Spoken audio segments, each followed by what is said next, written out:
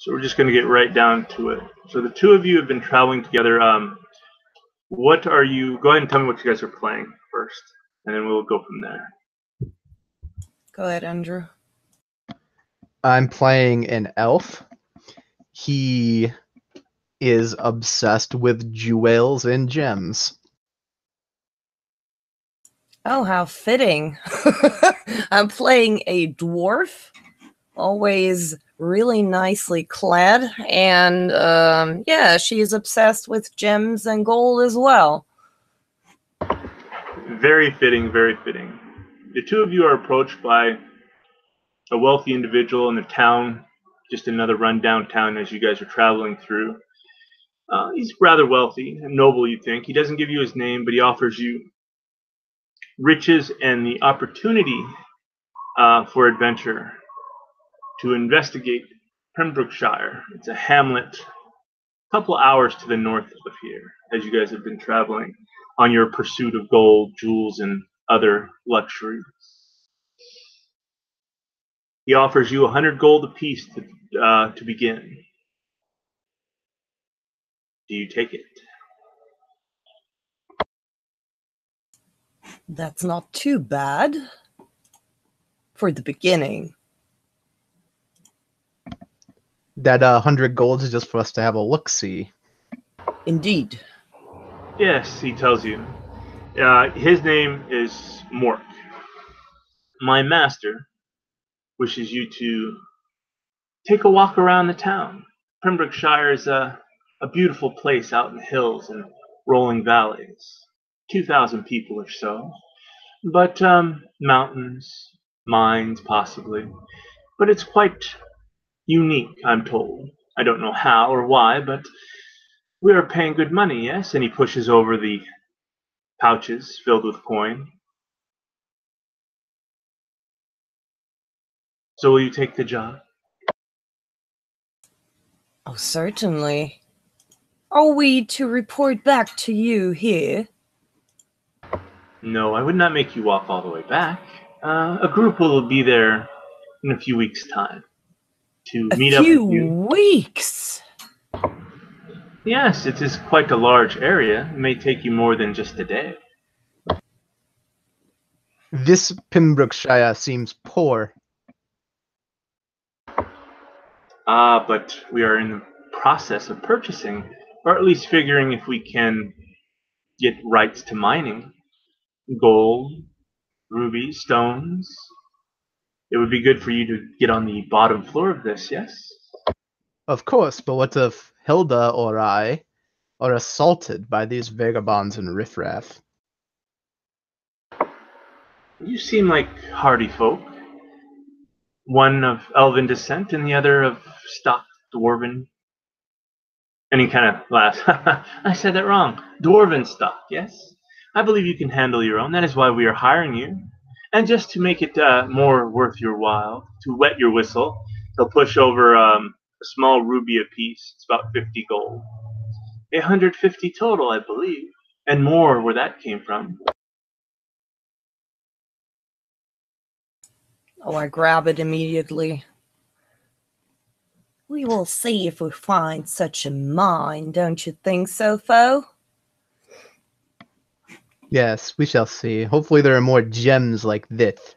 And I'll kind of twinkle my fingers like I'm thinking about taking like a dainty pastry off of a plate. And then very gently take the jewel from his hands and hold it up and let the sun hit it to see how well it's cut. Good. It's cut. It's not to your standard, but it's a decent stone. Not too bad. Pedestrianly cut, but it'll suffice. I think I'll have a look-see for this.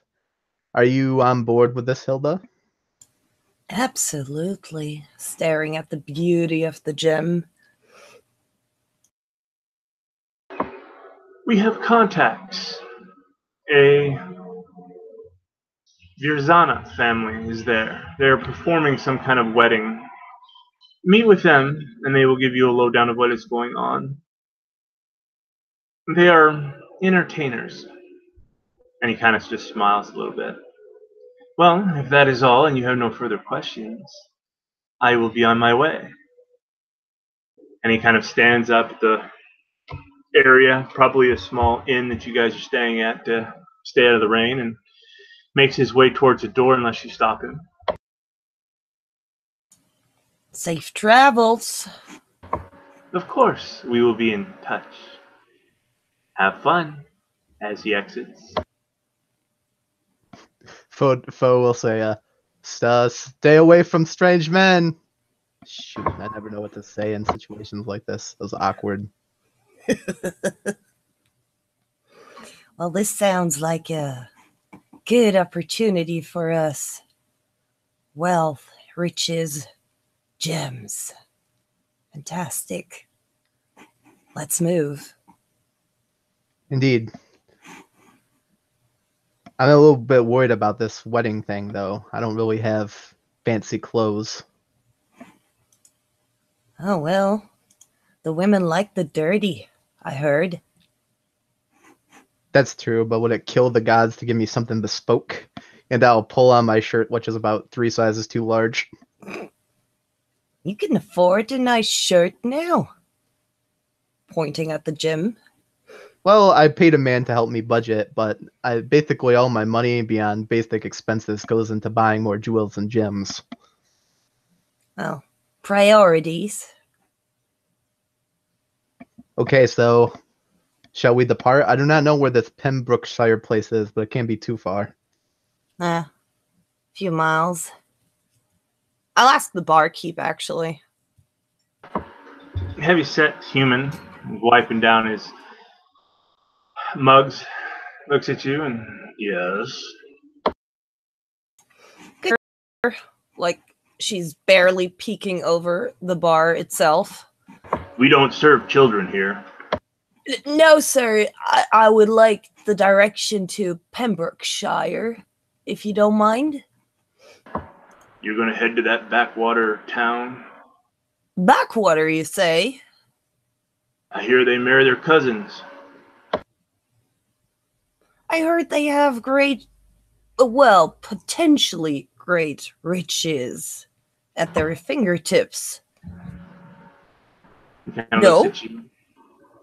I'm not so sure of that. There's hardly ever crime up there. They're all related somehow. Eerie.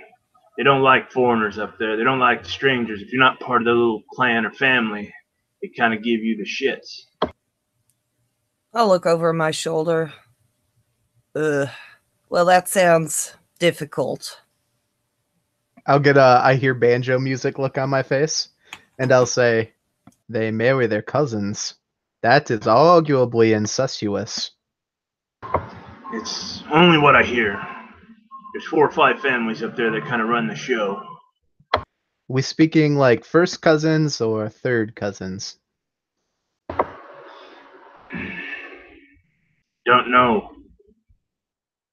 Just the last time we ran a product up there, they kind of chased us out afterwards. Eerie. Be careful if you're heading that way. They don't take too kindly of folk. Maybe they welcome some fresh blood. We'll see, I guess. So, that direction? Yeah, it's the direction you asked about. Just head and he points in over to the east. It's over to the east, probably a day or so travel. You gotta go through the valley. Follow the river. It'll take you there. Well then, let's go. Does this river by chance have any rafters?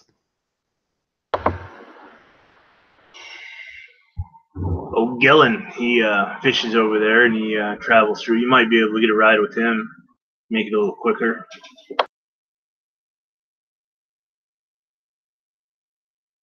You said his name was our old Gellin or Gelling. Gillen, yeah. Okay, that works for me. I think we should pay this Gellin a visit. Definitely don't want to get our feet wet. No. The thing with rivers, especially when they're on the edges of a forest, is that they're coated with flies and other bugs. I would prefer to get out on the water. Ugh, disgusting. And I walk out first out of the tavern. Again, think of Unforgiven, the Western. It's raining kind of heavily. The town is muddy. The roads are filled with water. And as you guys leave, where are you going to head?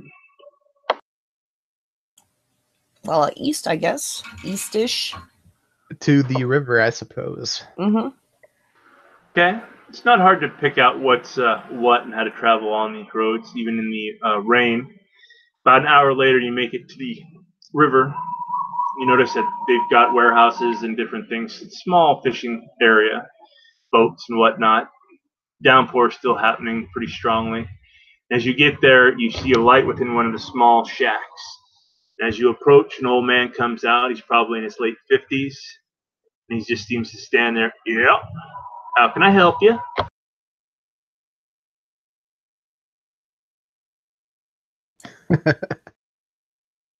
Go ahead. I'll point at him and say, Gelen? That be me. Who be you? Oh, my name is Fobrastra. I'm an elf. I wouldn't have been able to recognize you without the ears. People say I have very striking features. And this is my compatriot, Hilda. Greetings, sir. Why are you running around with a child? Oh, wait, you're a dwarf. Yes, sir. What can I do you for?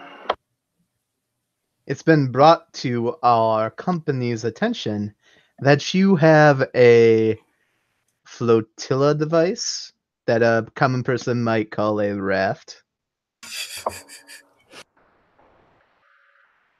What? And he cleans out his ears a little bit with the rain and everything. And you want to take my falilla? What the hell's a filla?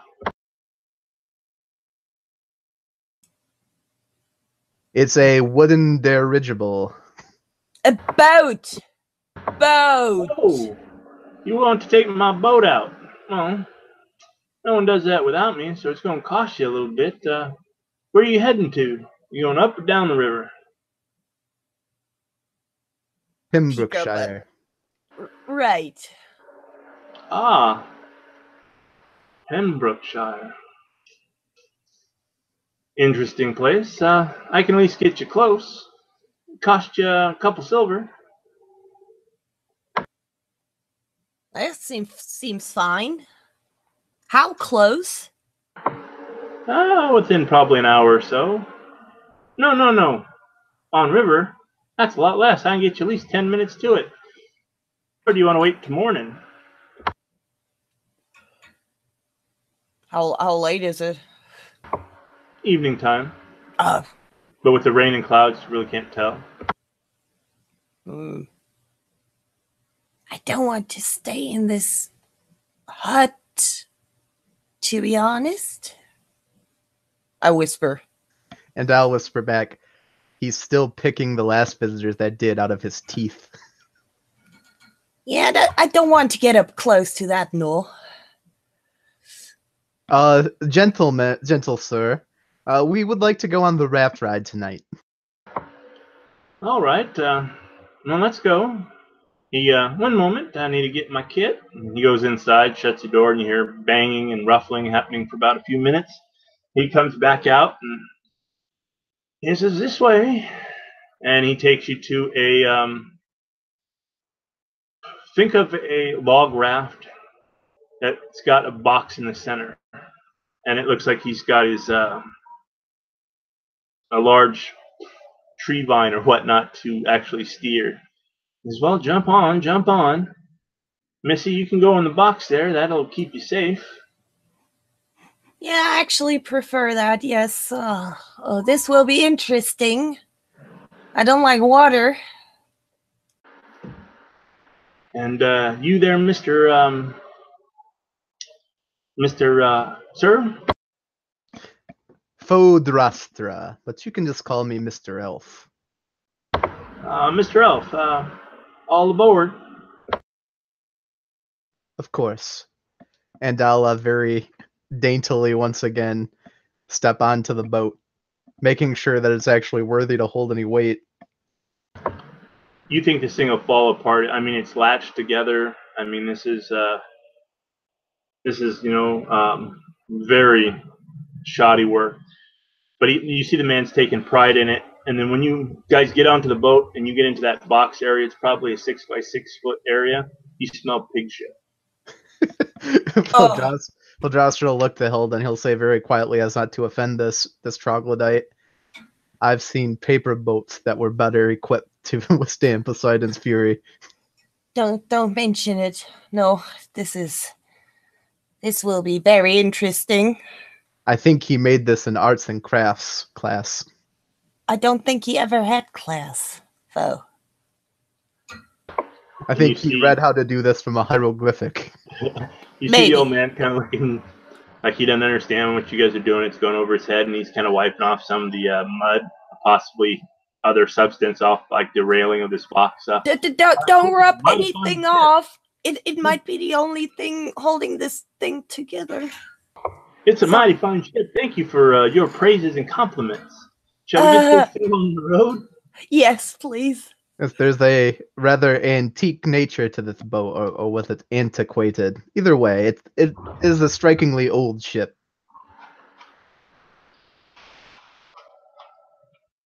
You notice that he takes pride in, as you guys go out. Go ahead and give me, I guess, a dex check in this. Oh, God.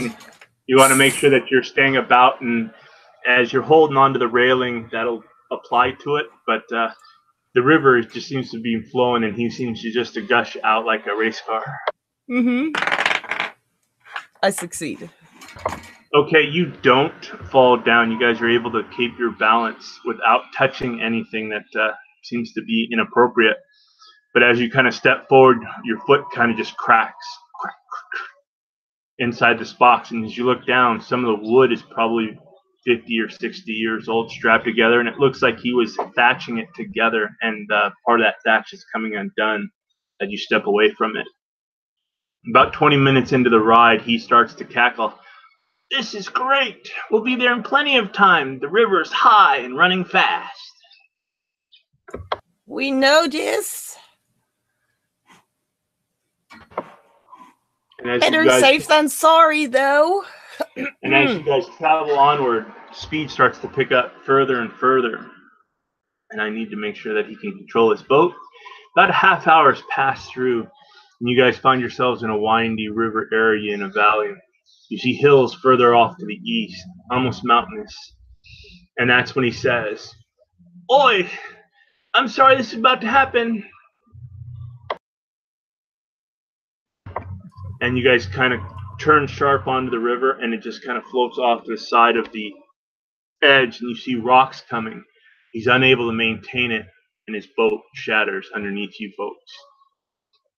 I need you to make swimming checks as well this time. As you just shatter upon the rocks. Off to the distance to the east, you see lights, possibly a town. The rain is kind of subsided, but the clouds are full of rain or water and are heavy and dark. What do we roll? What would you like to do? You can do climbing to stay aboard. You can do, I mean, this is your guys' game. You should know all this stuff. I'm going to swim. It's not because of any grand design, but I was too poor to buy anything greater than leather. There you go. Go ahead and give a dex check then. See if you succeed. I got the number on the dot.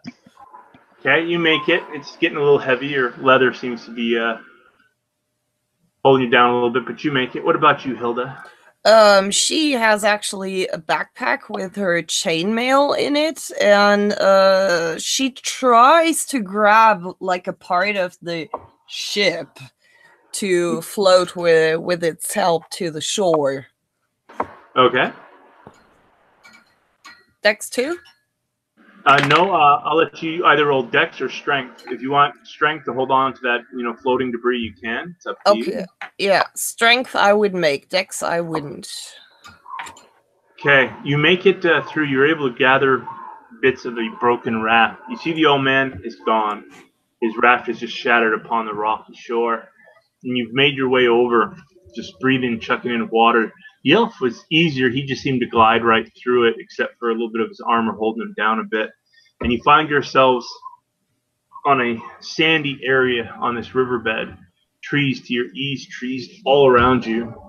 The night noises of birds and other creatures that you can hear as the river takes the remaining debris away. The old man, can't see him. you know, you know the benefit of this, foe? I'll wring out the bottom of my shirt. What is the benefit? We haven't paid him yet. That is true. But look at the condition of our attire. I am fairly estuary. Well, if they marry their cousins, or maybe even their sisters and brothers, they won't give it shit. That's true. Let's see how welcoming they are. I think I saw some roofs and buildings. What a great start. It's a shame that I didn't bring an instrument, perhaps a mandolin.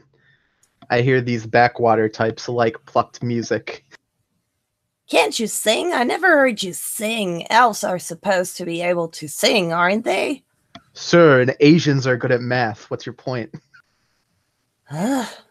Well, I can drink like a dwarf, at least. And she starts stomping off. Yeah, that's pretty much true. Yeah, I can sing. Knew it.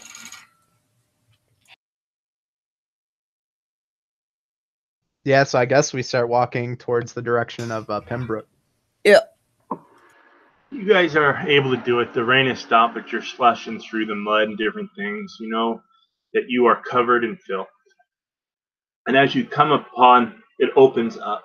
And just think, you see homesteads, farms, a town in the center. Think of, a western town kind of bit where the main part of the town, the general store, the temple, is out there. And then off to the distance in this open area, these fields and hills, you see homesteads, other farming communities. You also see what possibly could be a mansion further on to the east, and then the mountains, the great distance, even further east. Does the village look presentable, or does it look run down?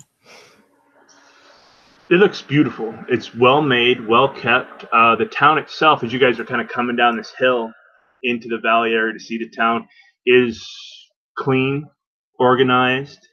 It doesn't look dirty or run down.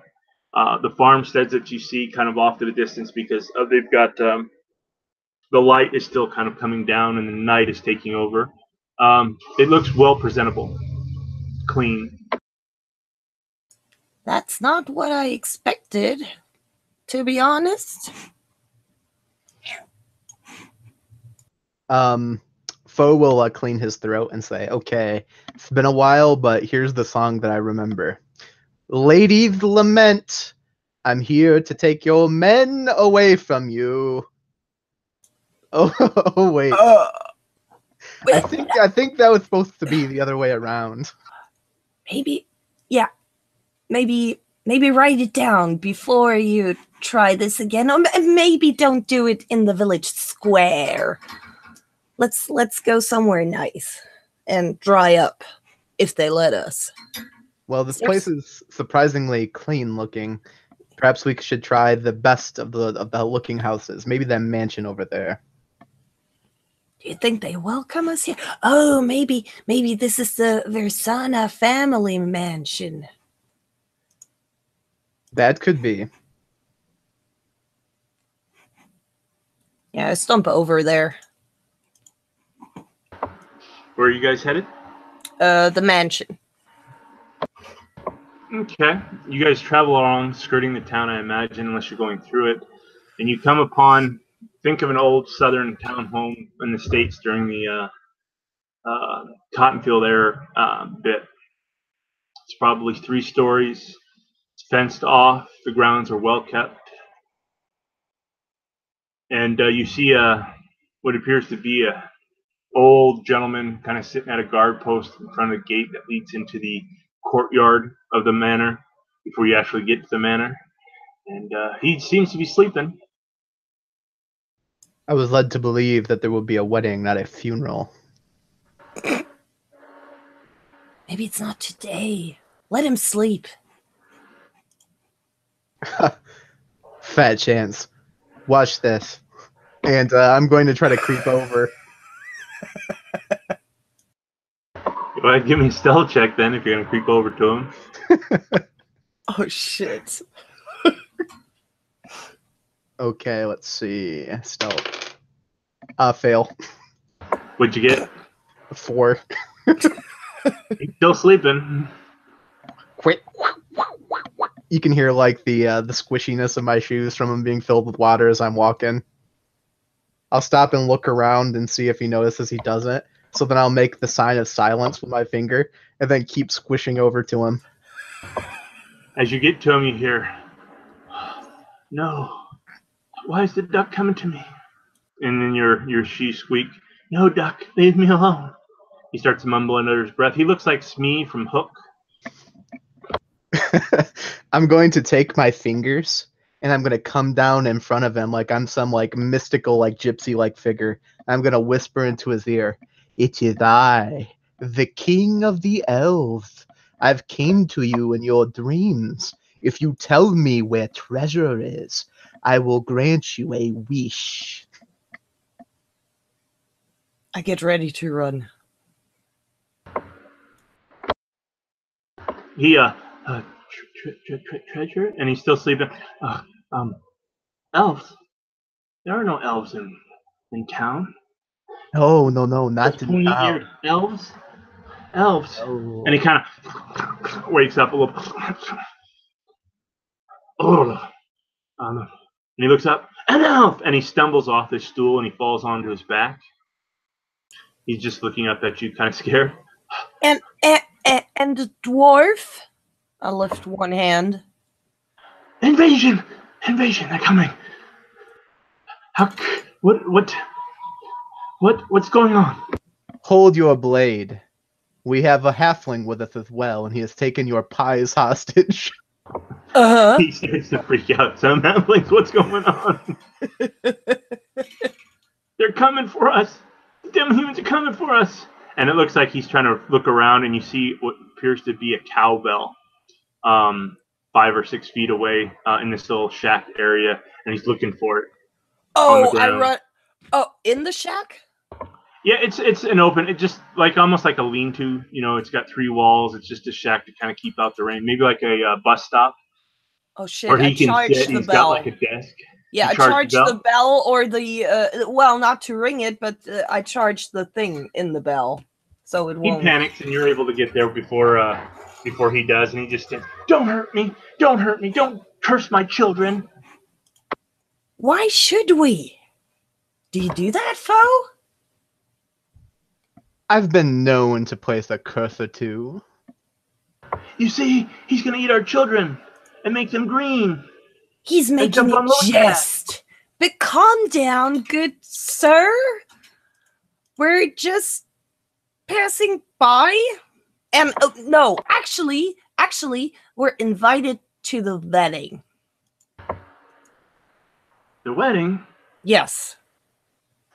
And then he gets a suspicious look on his face. What about the wedding? And he kind of tries to stand up. I'm still holding the bells inside. Yeah, he's not looking at that. He's kind of looking at you suspiciously. Well, you see, I'm a priest. A priest? You're a long-eared priest? Mm-hmm. And you cause curses. Any good Christian knows that the Lord curses those that are in his ill favor. Are you here with the Knight of the Cross? Are you going to burn those gypsies at the stake, like he says, for the murder of? I'm gonna look at Hilda like, what the fuck? I glance up and look back and I say, we're here to investigate, right? You're here to investigate the murders. Yes. So you're working with the Knight of the Cross. No, we are a third party. He gives you a suspicious look. So the elves are coming to look into this as well. I always knew Jessica was a harlot. She wasn't part of our families. Do you know where the elves originated from? Yes, Wonderland. Over there, No. and points into the sky.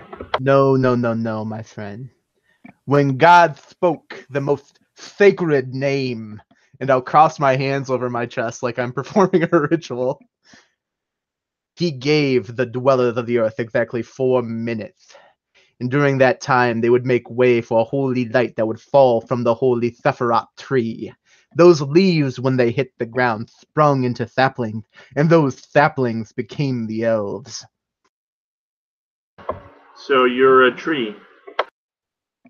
You might surmise as such, but not just any tree. I'm not oak or hickory. He reaches out to touch you, and then when he realizes that his hand had moved on its own, he pulls it back. I am a bud from the tree of life. That's who I work for. The holy and most sacred origin of this world. My eyes are glazing over.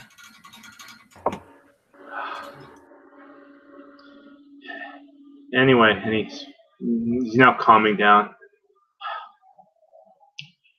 The folks around here don't take too kindly to your kinds. And he kind of looks at both of you. Now that he's realizing that you're not a child, but a dwarf, you're thicker stuff. Christians? You won't permit Christians here? Christians are fine. We believe in faith. It's just, and he kind of stops. The only place you're going to find room is at the last stop. And he points down towards the village. And as you turn to look, you see could be a stable or some type of inn. Look, you. I do everything the same as you. I'm just exactly the same sort of Christian. Well, now that I think about it, you can't put holy water on me or I burst into flames. Then it's true, and he reaches into his pouch. No, that's why he has me. I carry the holy water, right, Foe? Reverend Foe? Of course. Hmm. He looks suspicious at both of you. You notice that his little brain is not working out the puzzles you guys are presenting to him. All right, then. I'll make sure the constables know and that the Knight of the Cross is aware that you're here to help investigate. And he looks like he's dusting himself off when I'm off duty. That will suffice. I slowly let go of the bell. He looks at it, and it looks like he's ready to leap, but noticing that you're still there, he doesn't. What type of weapons or equipment is shown on the two of you? I have a mace, but it was hidden under my skirts, but I guess now that I'm totally wet, you probably can see that there is something under her skirts that doesn't belong there. And you, Mr. Elf? I have a sword with a precious pomegranate pommel. Now that he's calmed and looking and saying his bit, he gives your equipment a look over. We have heavy rules about weapons in town. This is not a weapon, my friend. This is a holy implement. Just be warned. There are rules about carrying open weapons in town. Oh, well, we'll keep it sheathed. I'll keep it sheathed then. He starts to nod, not understanding what you're saying. Alrighty then. Off with you. I turn around and I walk a few steps, and then I whisper, "That went better than I expected." Yeah, I kind of screwed that up. I was just having some fun with him. I didn't expect him to wake up and try to ring a cowbell. Well, were lucky enough. Now we have a job here, actually. I think I confused him quite well. I mean, all that stuff I said was basically bullshit. I'll just come from the Feywild. It sounded interesting, though. Interesting story. Maybe you can tell it at the tavern and we can save some money. That's not a bad idea. There's probably some coin we can swindle there. Oh, definitely. I go for the tavern if it's obvious that It's pretty obvious. I mean, this town is well lit up. It's got lanterns and stuff that go back now that it's no longer raining. It's clean. I mean, it's a very clean town, almost eerily clean. And you approach a large building. Again, it looks comfortable, comfy. It's got a sign out. It looks like almost like a stop sign, you'd say in modern times.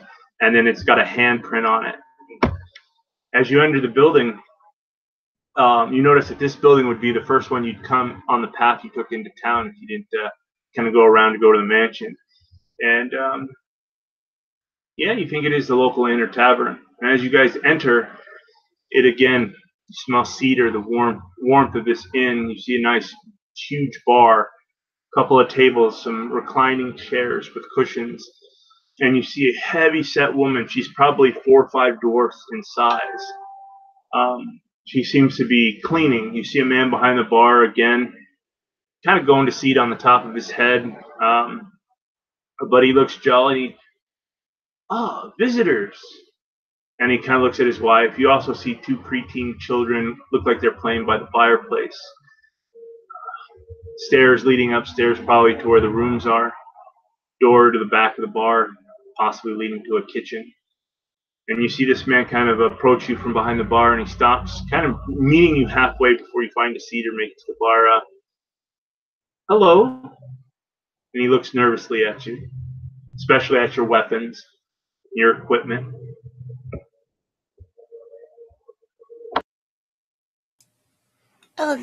Good evening, sir. We require some cleaning up and a meal and a room and some beer, maybe? Not necessarily in that shit. Yeah, we need that. You kind of see an arrogance and kind of where he looking down at your nose, but as soon as you mention that you're willing to pay, he kind of brightens up a little bit. Of course. Welcome to my tavern and home, the last stop. My name is Eddie Deagle. My wife, Bertha, and he points over as he's kind of leading the 2 of you guys over to a table next to the fire to get warm. My children, Tad and Dot. You notice that there's nobody else in here. Foldrastra will look this woman from the toes up to the head with his eyes pausing at the midriff for a large amount of time, and he'll say, "Your wife is quite exceptional." It's triplets, at least. Thank you. And he smiles like any good husband would at the compliment to his wife. We've been married for 12 years.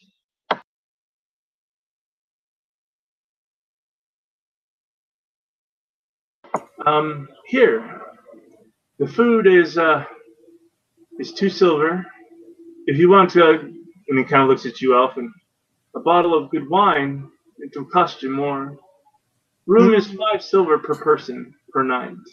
Wine, is that all right? Wine would sound good to me, but do you have something perhaps a bit stronger? Perhaps some wine fortified with brandy? Of course, only the best at this establishment. It will cost a little more, though. That's good. I think we can agree on the price. Why is it so empty, good sir? I would assume everybody would know that you can only get the best in your establishment. Most of the men are married, and they just come in to socialize. I host events and whatnot, and he kind of breathes out a little bit. It is very rare I get visitors here. All of the men are married, you say? Yes, most of them are. There are quite a few women who are not. Oh, that's a pity. No, I mean, there's quite a few women who aren't. That's good. Of course, sir, of course.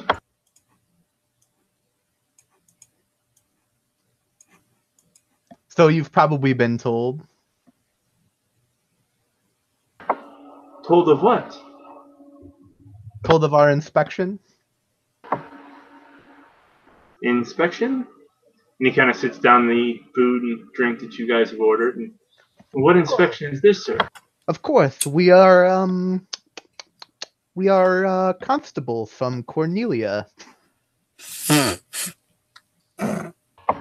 Constables from Cornelia. And what are you doing here? Are you with the Knight of the Cross? You could say that we are a interested third party. Hmm. A disappointing look goes across his face as if something troubles him. And what is your interest? We are investigators of a sort. You are investigating the murder of Jessica Reuter. The Knight of the Cross says that he has the culprits. The gypsy family that was performing for last night's wedding. You know that they murdered a girl. They murdered the bride. Oh, the wedding already happened. Oh, that's sad.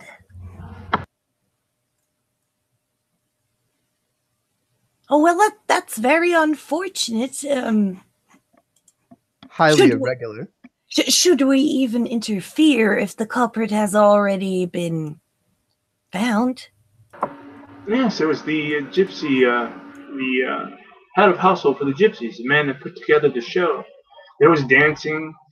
Basically, Jessica Reuter's father arranged to have his family entertain his guests. A magic show, parlor tricks, singing, dancing, puppet show for the children. What ended up happening? They killed her. One of the cousins of this man got a little drunk, wanted to have a little piece of tail, and killed her. Highly irregular that he would kill the bride after some piece of tail. Does she not have bridesmaids? But that's the thing. They were already chosen. One is to become the bride of the mountain in the next in next week's ceremony, and then you hear Bertha, his wife, Diggle, don't be saying that kind of stuff. Town business. Oh, no, Mister. What was his name, Clay? Diggle. Diggle? No, Mister Diggle. That's exactly what we would like to speak to you about. This wedding of the mountain. I'm sorry to say, says Eddie Diggle. You're here kind of looking into this and looking into that. Town folks and our constable, hell, the knight himself aren't going to let you up there. Don't want to anger folks of the forest. But Well, I can't. I am a folk of the forest. You're not Yeah. familiar with my kind? Folk like him.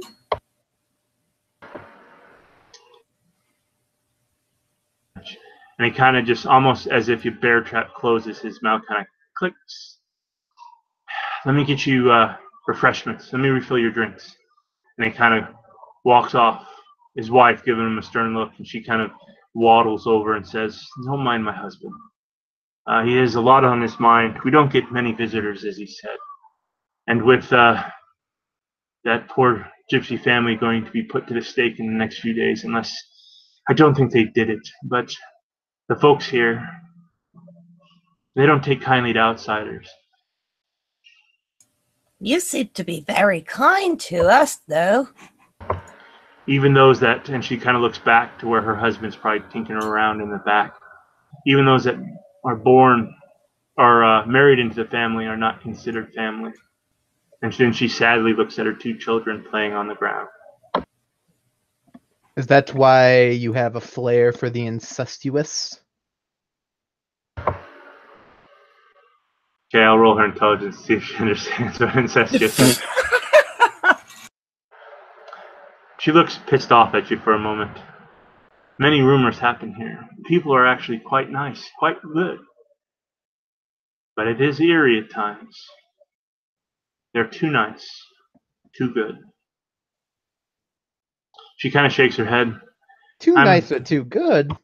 My dear woman, you must explain that to me. You're speaking in riddles. She takes a deep breath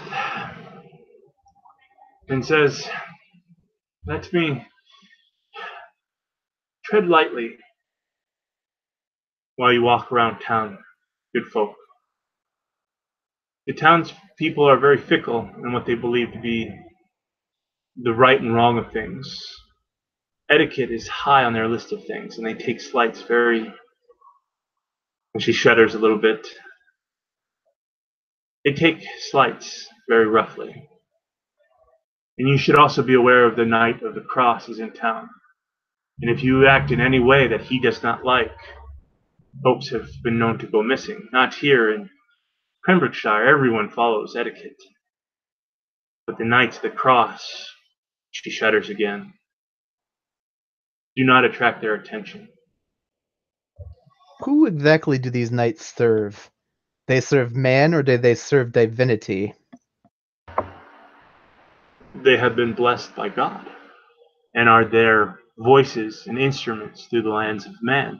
And then they kind of look at the two of you, or she looks at the two of you, and you see again that arrogance that she wants to look down her nose at you, but again it just breaks. And they don't take kindly to those that are not human. Or if they are not from this town, you are going to have some hardships here.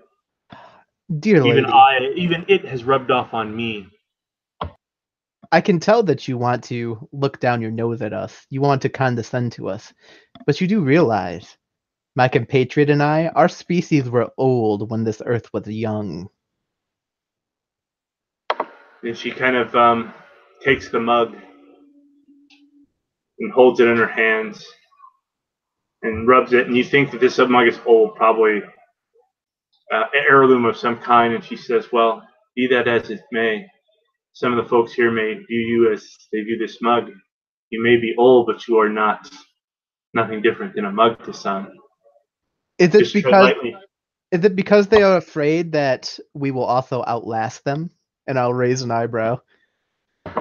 She now realizes that some of the smugness that she had.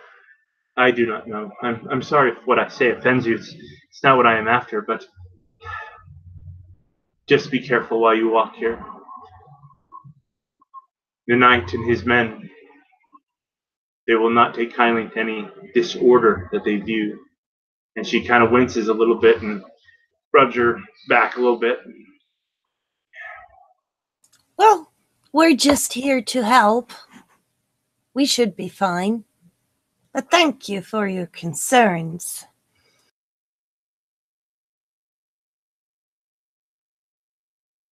Of course, if you're investigating the matter, you may wish to go down to the jail. It's actually a converted barn, but that is where they're holding the gypsy family. All of them, even the old lady and the children. But you should not go at night. Go in the morning. And that's when Eddie returns, the husband, with refills of your drink. Yes, we should clean ourselves up before we investigate, right? I look down at my totally ruined dress. This is a good idea. We should set out in the morning, get a full night's rest, be prepared and fresh, and then we can go investigate these gypsies. Right. The night passes uneventful unless there's something shady or sneaky you wish to do. Not me, at least.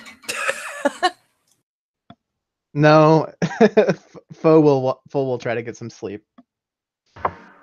I'd say it's more of a meditation, but Okay. As you meditate and the dwarven lady sleeps, you have a perfect night's rest. The blankets, the bed, everything is perfect, comfortable. And in the morning, you smell bacon, egg, and possibly coffee. And as you head down, the place is packed. You see children, 5 or 6 of them, aging from 12 to 15. You also see the innkeeper's 2 preteens. You see some elderly here, and as you guys enter, it's like the opening of a movie. As the crowd has just watched the first scene of Empire Strikes Back, the oohs and ahs happen, and almost like a play, you get the feeling that they're looking down upon you. You get the feeling that they're better, that they think they're better, and they're just gawking at you. And you notice that Eddie is behind the bar cleaning up, and he looks nervous. His wife seems to be not there, but you can hear her pandering around, possibly in the kitchen with the morning's meal. But there are probably 15 people, 7 adults and about 8 kids. I am going to arch my back backwards as far as I can, even if it looks comical, to look down my nose at all of them. Okay. I just stay in the shadow, more or less, whispering, should we proclaim what we're here for? Supposedly? Oh, yes, which one? You know which one. That I'm a holy priest and that you are my assistant, or that Yeah. we are constables from Cornelius? Oh, dang. Can we be both? Sure. I don't see why not. Hello there, madam. I'm a constable from Cornelius. This is my assistant to the clergy. That kind of shocks them, and they stop and stare. I look anxiously from behind his back. And I'm going to say, as everyone turns to look at us, this was a bad idea. Well, let's move slowly. And just smile. Nod and smile. Yeah, so I'm going to keep looking down my nose with my chin up as high as I can, but I'll give nods and winks at people. You see Eddie is cleaning and doing his thing and trying to host it, but he's nervous and he's going around. You all hear as you guys are you leaving, or are you going to stick around? Maybe we should get food later. Have a late breakfast. Yes, while they're all in here, perhaps we should take this opportunity to go speak to the gypsies! And I'll say that really loud. Yes, exactly. Move. Almost as you say that out loud, almost a sign of the cross starts going up, and the protection from evil eye, but not the gypsy protection, but basically folks that are starting to pray. The old ladies are, they're here for the gypsies, you hear. You also hear, Lord, the Knight of the Cross. Do we tell him? No, don't tell him. As you hear in this conversation, as you guys are making your way to the door. But you get a clear path to the door and to leave if you wish. Heck yeah. Yeah, when I get to the door, I'll turn and crook my fingers and say something in Elvish. Ha, thadamin, dadadande. And then I'll take my cloak off of the peg. And as you say that and they're making that noise, the last thing that you see, Dwarf, as you exit first, is almost like Children of the Corn. As he starts to speak in his language, his native tongue, they just stop and kind of stare at him, almost that blank kind of look. Eddie kind of just goes kind of pale, and you start to hear whispers. I Almost lift an imaginary mug. Skull! And I'm out of the door. Okay. And you, Elvin, sir? I'll say very quietly I'll turn to the closest person to me after she exits saying skull, and I'll say, that was Elvish for happy hearth and home. And then I'll walk out. One of the kids is just staring at you, and you hear the trickling of water as you exit. What? The trickling of water? The kid peed himself. Oh! Okay. Oh. Well, that went over like a burnt wafer in church. We've done better. Where's that barn? Jail. You see it's off to, as you guys approach from the west to the east, it's further into town. Takes you a few moments, and that's when you notice that some townspeople are here. Go ahead. You know, you guys are accomplished adventurers and whatnot. As you guys are making your way to the barn, you see two men. They look like farmhands, kind of exiting and kind of heading out into the field. Going to one of the homesteads to the north.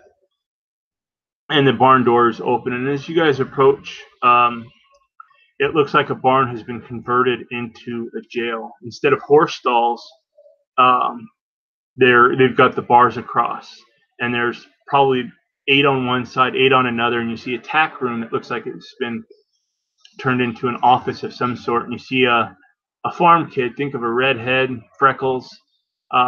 He's got probably a Sunday best on, sitting on a chair between the stalls. And you see in some of those stalls, you see what appear to be only gypsy folk, dark-haired, beautiful individuals, some ranging from different degrees. Think of Drag Me to Hell. The little old lady is there with her cataract eyes. You see possibly a family. They all look related, but they're all behind these makeshift bars. And you see that kid. What? How can I? What can I do for you, elf? And dwarf. And then he looks down at the dwarf. Why is there a child with an elf? I cock my head. Not a child. I got wrinkles, young man. Young man. It's my name is Tom. Tom. What are you doing here? Pleased to meet you, Tom. I'm Hilda, and that's Fo, and we're here to investigate, like the Knight of the Cross did. You work for the Knight of the Cross? Well, no, we're what are we? Constables from Cornelia. Right. Well, I'm a Constable Tom, and it's my understanding that the knight is in charge. That's what old Bo told me. He on vacation, but cannot let you do anything. You have no authority here. Oh, but my Elf. boy, you are right. You are very clever for a boy, aren't you? I can tell that you are very clever indeed. In fact, one day you might be mayor of this town. I can just tell it by speaking to you how clever you are. His chest puffs out, the pride just radiating from his face. Now, boy, you see, the knights, they are in charge of the investigation, but they are investigating the spiritual, the divine nature of the crime. It falls upon me and my associates to work with the knights and to investigate the material part of the crime. For you see, in addition to this heretical magic, they also killed a person in cold blood. Yes, they did. That's some bitch over there, and he points to it looks like probably not the man you were told about, the father, probably his brother. He tried to get into Jessica's skirts and was rough, and he killed her.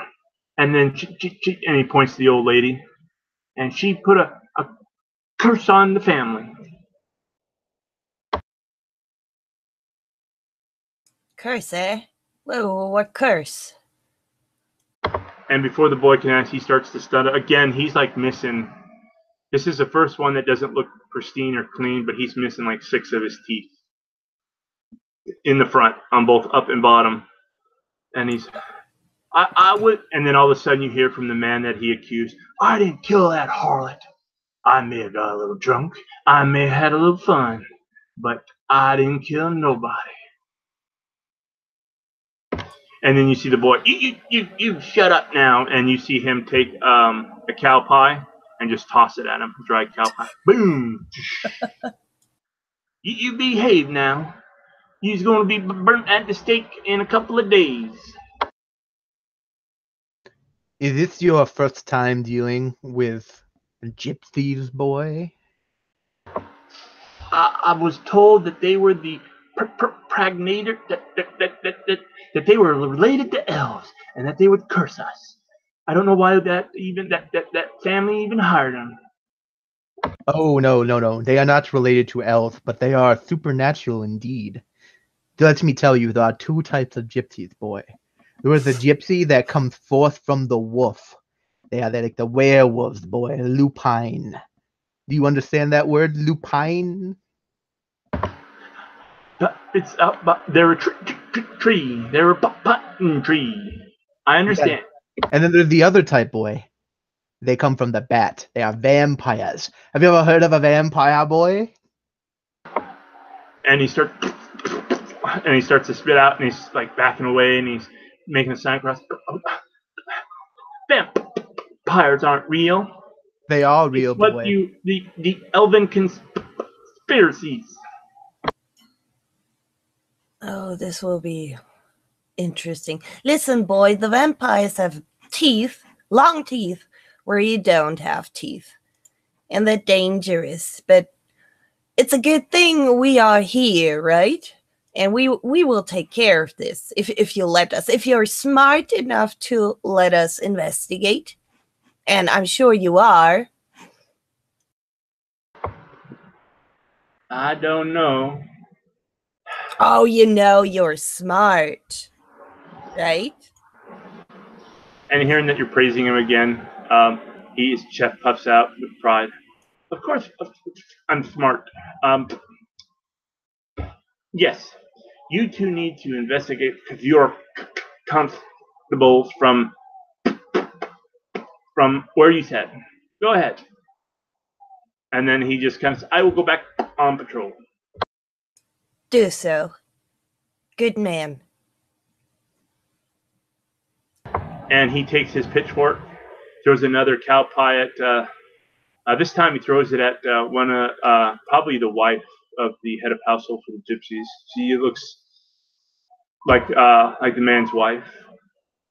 You know, curse me now while I leave. And he kind of rubs his butt a little bit. Like you told me you'd give me a tail. And Right, he kind of skirts out. right, job, boy. Remember, garlic and silver. Garlic and silver. Yes. Better try Oh, get some before you come back. We'll keep watch. he kind of scoots along quite quickly now. What a dumbass. Something about that boy resembled more of Homo erectus than Homo sapien. Yeah. Whatever. Perhaps his stock is from that of the Neanderthal. Uh, Or perhaps his daddy just fucked his sister. that's very disgusting, you know, although it might be true. Yes. Well, that's a mystery we can solve another time. Let's go speak to these gypsies, because I don't think they committed this crime. I would like to know what curse they supposedly put upon that family. Who cursed whom here? I speak up. You nobody says anything as you guys are approaching that. You guys have stated that you're constables. But the man that spoke up before, nobody cursed nobody. And as you guys kind of approach him, it looks like they went to town on him. He got roughed up. He's got two black eyes, a busted nose, and he's filthy. And you also look at the others, even the old lady, it looks like they smacked her around too. And she's looking at you with her cataract eyes, but she's very quiet and composed.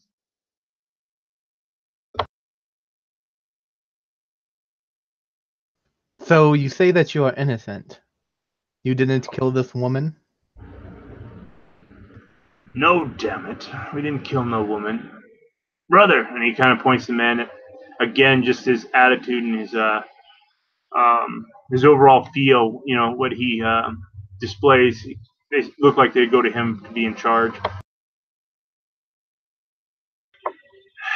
No, we did not kill Jessica. Who do you think did? That I don't know. When this occurred,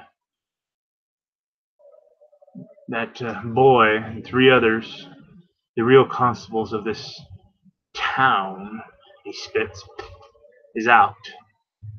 But anyway, they say that they found evidence that we murdered this woman. Some type of clothing, dirty clothing, bloody clothing, I don't know which. They stormed us the morning after. And he starts to breathe heavily as he's remembering all the things that possibly have happened. They brought us here. They weren't going to take my mother, but my mother, and you hear a hissing sound come from the old lady. I can speak for myself. These idiots didn't even pay us for our services. I think they didn't want to pay, and that's why they do this. Have you not noticed they do not like our kind? I imagine they do not like your kind either.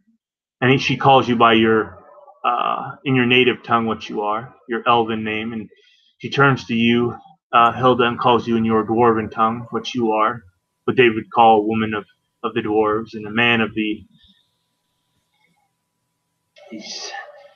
vile creatures are not worthy of us, but we needed the money, the food. We were only traveling through.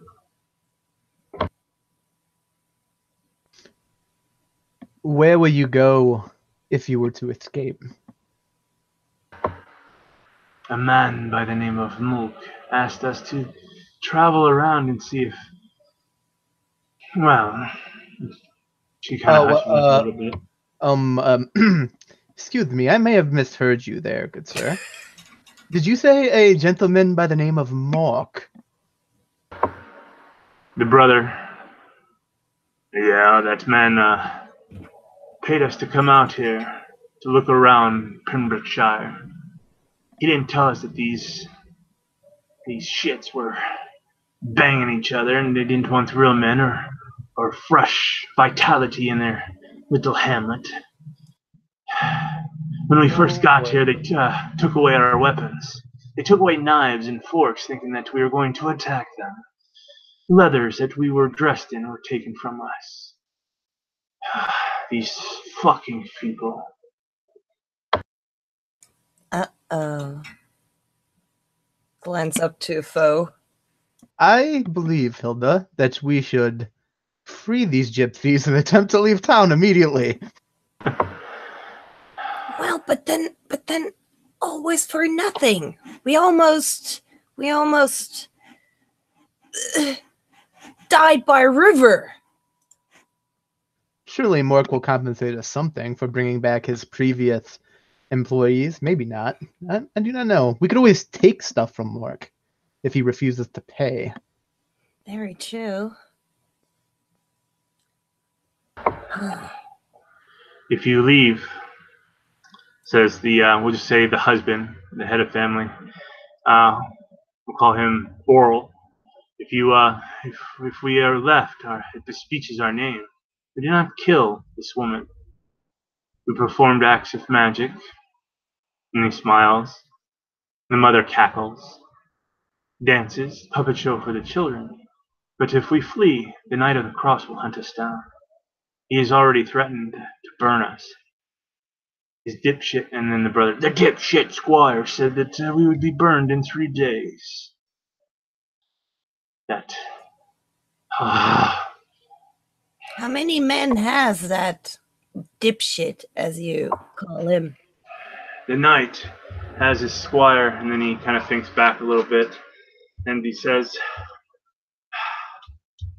the knight is Tobias Novin. His squire is Roger Moore. He has 10 men at arms with him. They are the ones that were, when they came to town after the constables took our stuff, and the mob, those folks mobbed us. The night came and took over. The town fears the knights, or the men at arms in the night. He's over at the Clovis, the family to the south. They took over his homestead. He's given 3 days to find evidence before we are put to the stake. Well, apparently he has some evidence already, right? 10 men is a little bit too much, though. They said they found evidence in our wagons, that it's still there, Tom, or whatever that red-headed kid is. But they won't let us defend ourselves. They won't let us know. They said my mother cursed the family and put a hex on him, had a voodoo doll or some such. We do not do voodoo. What curse? What happened to them? One that their eldest daughter, that was to be married last night, died. The mother is gravely ill and has come down with some type of fever and pox. And that their cattle are becoming sick and weak. All within a day. Ha! Says the brother. Well, it seems your curse was most effective. I cursed no one, says the old lady. Okay, I was just making sure. But maybe you did just to have some revenge. I don't judge. Now, the thing is, your magic is illusory. However, I am an actual magical creature that is capable of wielding the arcane arts. At that, you notice that the old lady's eyes kind of go sharp. You say that I have no magic. Uh-oh. Oh, I yes. have wielded spells and curses beyond your wildest dreams. And she calls you again by your elven name. I was around. And then she looks at you. How old are you? Youngster, she says. How old am I? Yes. Oh, I don't know. I'm a spring chicken, really. 175. And if I were to tell you that I am older than you? I would ask to have your head examined. And she cackles. Anyway, we must prove our honor. We must be expunged from such a crime, she says. Can you do so, elf? I can let you out of this cage this instant if you wish to be free. And then you will be wanted by the constable and the knight. I can't prove I did anything. You seem to be a smart man. You are the only elf in this village. She is the only dwarf in this village. That red-headed buffoon, though a buffoon, was instructed to watch us. And she just kind of says, so if we are all of a sudden free, and you were the last to be seen, you will be hunted down even if it is untrue. Truth does not seem to play a big role with these folks. Oh, that boy? That's not a problem. I can beguile him. And almost on cue, he walks stumbling in. Did you get your garlic? And like a man who has been hungry and has found rabbit pulls this strings of garlic, he pulls out silver as well. I nod, impressed. Well, then, young man, you should get more, though. He says, I thought you might say that. And he starts pulling from this heavy sack spoons and knives and forks. It looks like a plate he just starts putting stuff, and it looks like he's got silver lining in some of the plate and the dishes, and he starts just to put them down. And after a moment, he just dumps his entire bag, and it looks like possibly his grandma or great grandma's collection of silver. You went to town, huh? But we're not going to let the elven vampires bite me. And then No. got garlic around his neck. What what is it going on? Did you investigate? It occurs to me, boy, that these gypsies are super guilty. As you say that, he kind of jumps up and clicks his heels together. I knew it. We's gonna burn Gypsy tonight. What, tonight? In 3 days. I will call the Knight of the Cross and tell him that his board, his you folks said that these gypsies are guilty as hell in their bodies and souls. And all of a sudden, when she starts to recite this, starts to get more clear and not stir as much. Well, burn in purgatory and hell. That's what my mama said. Let me go get them. And he just pushes the doors open. You can do Right something. you are, boy. Right you are. Go, fly quickly, boy. Shoot. Are all these people in the same cell? No, they're in different horse stalls. Now, how they're in horse stalls? How are they being locked in them? They converted these horse stalls instead of actually gates, as you just have a wooden fence or gate. They've actually got bars across it. Looks like makeshift bars go across it so you can't open it. So they made a makeshift prison. What type of bars are holding them in? Iron.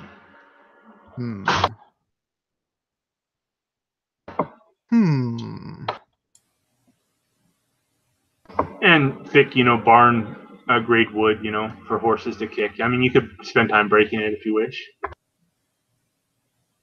They won't flee even if we let them out. Who won't flee? The gypsies. When you say that, the brother says, "I'll freaking leave.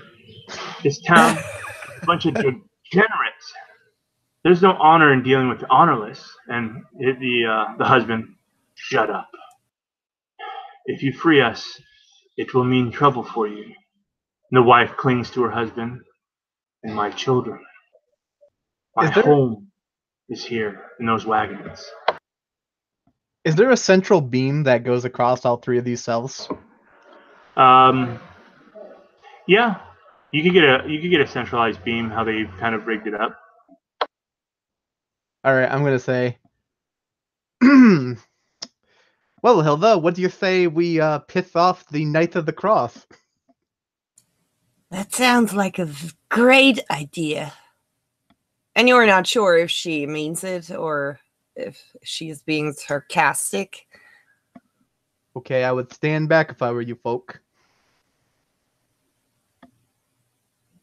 They go to the far end of the cells. Okay, I'm going to target the beam and throw my fingers up, and I'm going to draw my sword and point at it like I'm catching a ritual sound. I say, Nathaline, Fala, Melakathu. And I'll cast Enlarge on the beam. Oh! Nice. Okay, and how large does that beam get? Let's see, I believe it does 20% per caster level, so that would be 60% of its original size. I mean, so it's 160%.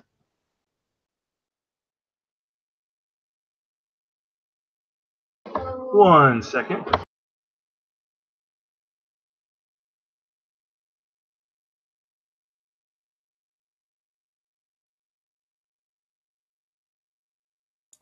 You will regret having used it here.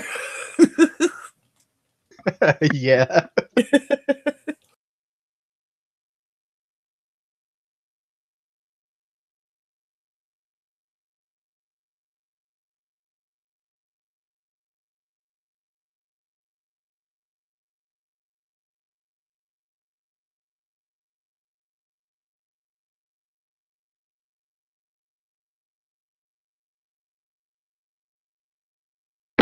Okay. It does what is it that you wish it to do? It's too heavy to hold it up, so it rips that side of the barn off, crushing into the stalls. Yeah, I hope it just like destabilizes all those bars that are fencing them in and just creates like a mess of junk. Go ahead and give me a percentile roll, and tell me, say low or high. All right, let's go low. I got a 29. Okay. The bar breaks down onto the stalls, crushing it so that they can go, but the weight of it carries it towards the side of the building and just falls out, crushing that side. This barn is built very well, so it holds up, but you've got this beam kind of sticking out, and you notice that it's going to be seen on the outside, the noise, the ripping of metal and wood, and they start to climb out, and you did not hurt any of the ones inside. Are we in danger? No, he did it on the far side, but basically he sent up a flare saying, "Hey, look, something happened over here." Okay. Quickly, folks. We must make to the river. We'll return to Mork, and then we can settle the rest of the situation from there. But what of our wagons? What of Your life is the most important thing right now. We will help you any way we can, but we must leave town immediately. Yes, wagon or lives. Okay. I need a charisma check. I need you guys to convince these folks that is the best course of action. Okay. I have 17 charisma, believe it or not. My hair smells of honey and lavender. I made it by 3. With some prodding, you get them going. And as you guys go, you notice the bang and everything else and the things that have happened and the amount of time the last thing you guys see as you guys are fleeing back towards the river in that muddy, soggy mess is off to the south that you guys can see from the town, kind of riding in. You see 5 individuals on horseback. You see the town is kind of bustling up, but nobody's stopping you. And as you guys are fleeing, you know that pursuit is on its way. You also hear, the vampires! And then you see the kid, Tom, passed out, buried in all the garbage that he was trying to collect. He had weeds and garlic, and it looks like onions and a bunch of other stuff that he's trying to protect himself. But with the noise and the crashing and everything happening, he passed out. As you guys are rushing to the river, go ahead. There's no athletics. Go ahead. Dex? Give me bushcraft. Bushcraft. Ooh. Okay. No. You know I'm not skilled in that, mate. No, that's a fail. Okay, you guys are running back where you think the river is going. They are following you. The little old lady and the 2 almost 2 or 3-year-old infants are kind of dragging you down as the husband and his brother are kind of carrying them. You see the wife trying to lead the mom out, and but it's just weighing you guys down. You hear clump, clump, clump, clump, clump, clump, clump, coming from behind. You hear and this is about, I'd say, all in the span of 15 minutes as you guys are running in and kind of veering through the trees and finding a place. With your bushcraft, you've kind of let yourself kind of into an open clearing area. You smell the river. It's further to the west. Will you make it? You don't know, but there's an open clearing of grass. It kind of looks like barley or hay, but it's green because of the season. You see the forest and the trees around you are open enough where someone could ride through. Can we see the group following us? Can we see them? Yes, you can. You notice that you've got time. You see that you've got options. You can continue towards the river. You can enter towards the south, more of a woody area. You could head towards the north, where you really don't know what's going on because you guys entered when it was so late. Or you can face them in this open field. But you notice that you got a few moments to make your decision. The old lady is exhausted. Children are crying. Eh. And 5 horsemen are making their way towards you. Old lady, forgive me, I do not know your name. Are you capable of casting any of that magic right now? That's when you notice that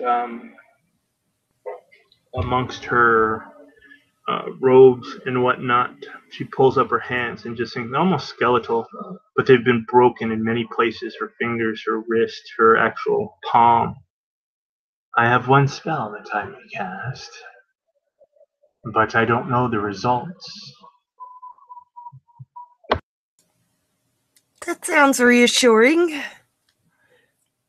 We can't make it with them.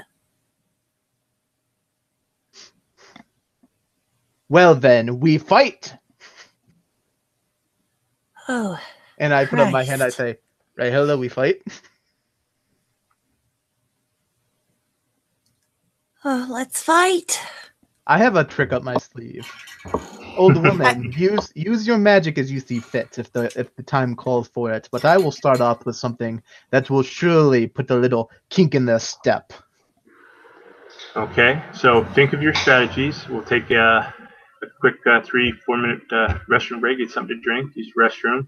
And this is where this part of the game, our combat and our whatnot, will happen.